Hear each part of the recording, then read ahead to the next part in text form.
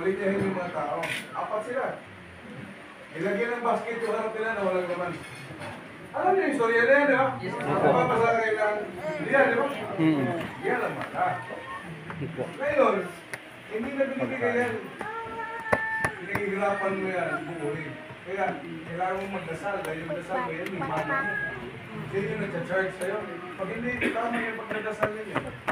It can be white mana or it can be dark mana. So, what do you choose? You choose the white mana. Para magkaroon ng pagkain yung Panginoon. Dahil, noong unang panahon, tayo yung binigyan niya ng pagkain. Ngayon, nawala siya dito sa mundo natin. Tayo naman yung binigyan ng pagkain sa kanya. Kaya nga tayo nakaharad sa lamesa eh. Because that is mana for them. Ngayon, madami ka lang kayo naiintindihan pero Kaya pasalamat natin nandito si Mastin na nakaharap po natin. Oo. Kaya naka-record na po kayo din lahat. values nila. Kaya kung gusto talaga ako, nag-i-speech ako, sinasabi ko talaga, mga nanay, huwag mo ako kaya yung social media is evil. Sa totoo lang, yung TikTok is being banned for maraming countries. Because the CCP is controlling and it's getting your information. Kasi syempre, hindi naman lang yung mapigilan yung mga bata. Kaya nagtuwa naman sila sumayaw sa harap ng picture nila. Okay na sa harap, sumayaw sa harap ng itablado natin. Para makita naman natin yung gano'n ma-aktibo, yung gano'n natin maganda yung pagpapalapis sa mga bata. That's what's important. Yung core natin, dahil pag tayo naglakas para luho, wala nang natitira, hindi na balanse ang mundo, parang binigay na hindi natin sa demonyo. Kasi makunti lang tayo eh, ang dami-dami ng tao sa mundo eh. But we're praying for everybody. But the problem is, kaya madami yung demonyo sa mundo dahil nabukwas na yung malapit ang sasyon natin. It's because a lot of people doesn't understand. One, tapos naniniwala lang sila sa ibang mga tao. Alam nyo, sinulat na yan, pinaintindi na yan, no? Sinabi na yan sa stage admin. Soon this guy will be my vessel. Kung sino mga matatanda sa inyo dyan, for sure, narinig nyo yan at for sure nakita nyo yan. Kaya yun yung ituro natin sa mga anak natin. No? Para mapagpatuloy natin. Because we're guardians. We're guardians. If we don't pray for the world will be dark. Yan yung totoo.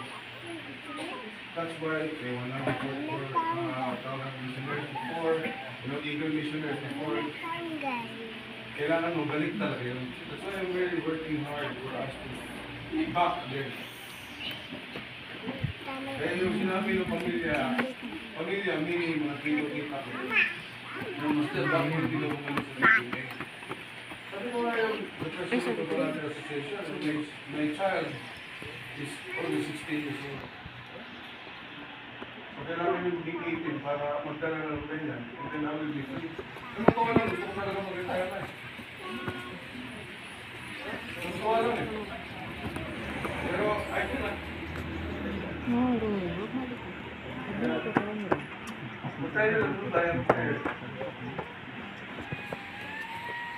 Because it's been so long that my people have bullied me, forgot me. It's been very long. Kaya ito, ikita naman ako.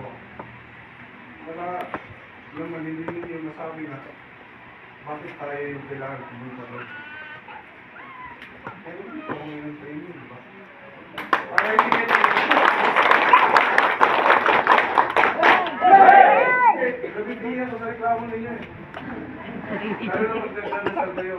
Puro kayo reklamo, wala pang salamat na yan. Kaya, ano man nakuha natin sa isang araw, may pera man tayo, o wala, nahirapan man tayo hindi. Salamat din tayo dahil binigyan tayo ng buhay.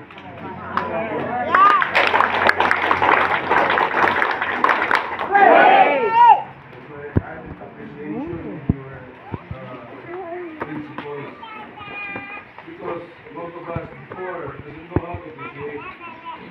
Naiinggit pa tayo. Kaya huwag tayo naiinggit.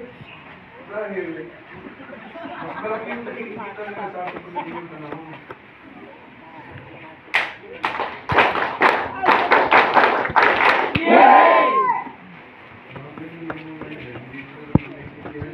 Tapos yan, pag hinabahan ko naman yung storya, pag maiiba na naman yung storya. Kaya, no, mas maganda yung naiikli lang.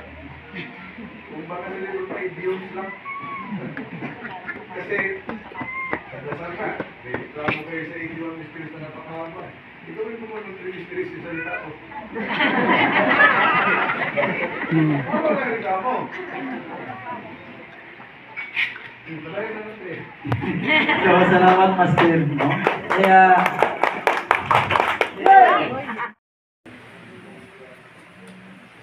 Do you remember that? Kasi kung hindi ko kayo minahal, pinabayaan ko na kayo. wala na tayo ngayon. Kasi kaya ko naman tumaw sa ibang bansa eh. Kaya ko naman kumita ng pera eh. Pero sabi nga ng daddy eh, sabi ko sa ulo. Sabi ko sa kanya hindi ka ng pera. Alam nga naman, pabayaan ko lang. Si Divine, nagbuo kayo sa pagmamahal. Hindi kayo pagmamahal, pero hindi ka. Because it's not strong enough. But I am willing to give you, all of you, another chance. Kaya, don't waste it.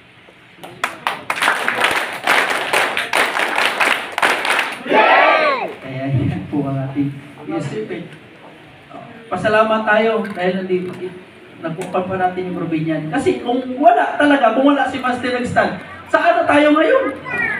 Baka pupulutin din sa mangyari na kung saan tayo. Kung wala sa pulan, hindi tayo sa... Ano na lang po yung mangyari.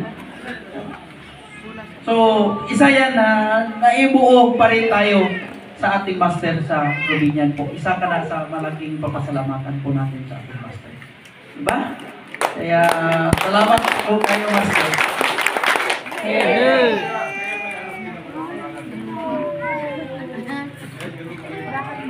Kasi kung ayaw ko na lang may kasunod sa akin, hindi na ako ng pangalan ng isa kong anak. Kasi yun naman talaga dapat eh. Hindi naman pwede J.T. Cleo yung sumunod kay Ruben Cleo. Totoo lang. Let's just say the truth here and now. Alam ko meron nandiyan mga followers dito but let's just say it here. Jesus Christ cannot change today. Wala naman sumunod sa kanya, kaya walang Jesus na sumunod.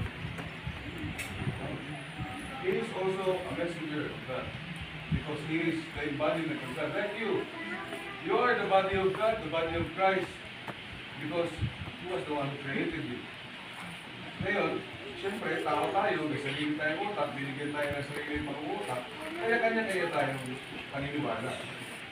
But the thing is, if you know your core principle, alam nyo, yung core principle nyo, sino gumawa sa inyo, kung paano ginawa yung mundo, alam nyo yan. Nababasa nyo naman yan. Ang problema lang, hindi nyo inintindi. Naman sa pagdalasal, ang haba naman ng 81 Muslim. Nagreklamo na agad kayo, hindi yung ginagawa. Diba? Oo. Kaya mamaya na kayo magreklamo. Antayin nyo yung dulo kung ano. Makinig, lagi sa puso, sa isip, ganoon ng paniniwala, ganoon ng trust, masalig, ganoon ng disiplina at masasalamat.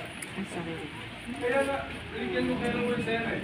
Most people cannot understand these words. It's very simple but very deep meaning. Because it's for your core values. Kaya importante na Lipad, bago dumating sa katawan yung tubig na nanyan.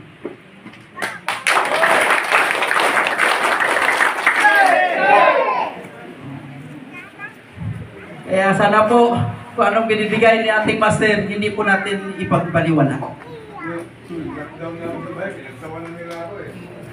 Tapos yung nalaman nila, yung March, may COVID na dito, saka kasi mag-lockdown. Ako, November pa lang, naka-lockdown ako sa bahay. Hindi na. Sabi niya, ano nangyayari dyan? Ano nangyayari dyan? Kasi wala naman nakikinig na sa akin.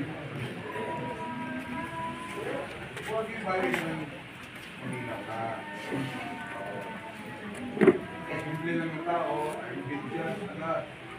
But sometimes, I say things that hindi naiintindihan. Ako ba yung mensahe o hindi man kayo?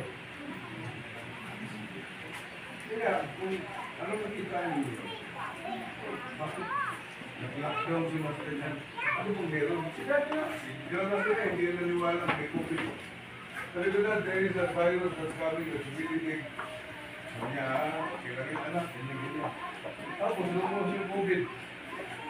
Sa tabuang na hindi mo demand word para yung pangatat niya. Saan galing yung mensahe niya? Yun ang mga punto na hindi niyo alam dahil hindi naman kayo ako at hindi naman kayo si BN. Kaya, huwag mo intindihin, you just see and you just hear and you put it into your head. Oh, you don't need to find an explanation. Kasi miracles don't have explanations. Even scientists cannot explain miracles. Kaya, tao lang tayo, we're mere mortals. So, there's a lot in the universe that we cannot understand. That's why you have a master, so he can convey the message to you. Kung technique ka ng master, wala, hanggang paggagamot lang, hindi na nila naintindihan yan. Hindi po is blessing. Pag ako, December, mag-blessing ako ng 4,000 tao, 1 week na ako niya, ay dagan ako sa kama niya. Parang patay na. At para sa inyo, nakikita ninyo, hinawakan ko na yung ulo ninyo, parang wala kang sabihin. But that is transfer of power. So, kung ayun na rin ako magpahingahin, yung mamatay ako ng maaga, yung maulan, kaya that's why you need to let me rest also. Because I am only one body. Kaya iyon po mga kapatid. Kaya ulitin ko po, yung lahat na binibigay ni Master sa atin, hindi po natin sabihin na ipagmaliwala na natin. No, kasi very important. Yun nga sinasabi ni Master, mensahero po siya sa atin. So ang tanong, sino ba siya para magmensahe at magbigay po sa atin? Pasalamat tayo na mayroon tayong Master na nagbibigay ng mensahe ganito sa atin po lahat.